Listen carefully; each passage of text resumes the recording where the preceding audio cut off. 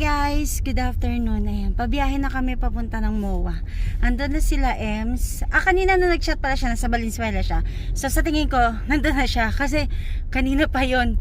Ayan, biyahe na kami. Palabas pa lang kami dito sa area namin. Ito lang yung dala namin. Ang laman nito ay hindi pwedeng kalimutan yung ticket. Yun yung pinaka-importante sa lahat. Ayan, yung sa wallet ko. Yan, ito yung sa ticket namin. Yan. Tapos, kailangan guys, may extra cash doon. Tapos, power bank. Ayan, may isa, dala akong power bank. Siyempre, si LSB. Ayan, alam nyo na agad kung sino yung bias ko. Tapos, pen, just in case lang. Suklay, earbuds. Ano pa ba, pan? Kasi, open area tayo ngayon. So, para sure na lang din. Dala tayo ng ipan. Tapos, may dala ko ng pang refresh natin. Yan, lip tint, tsaka press powder. Yan, may perfume pala, tsaka alcohol dito. Ayan, so sobrang maliit lang yung perfume, eto. Alcohol, eto. Lip tint, eto. Tapos isang press powder. Pinagkasya ko na lang yun sa maliit na pouch kasi para ang tawag dito, hindi na masyadong bulky sa bag.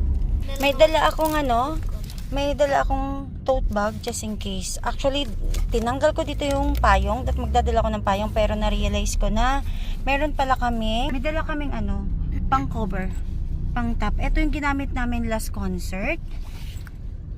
Tapos, may hoodie kasi to. So, andito siya. Ayan. Ma-press ko yung tela nito. May hoodie to. So, ito yung pagpapatong namin just in case na mainit.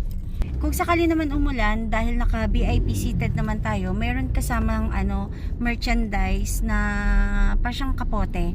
So, yun, kukunin namin mamaya. Kaya, kung hindi naman umulan, so ang problema lang is yung init. So, okay na tong dala namin na pang patong kasi may hoodie na siya.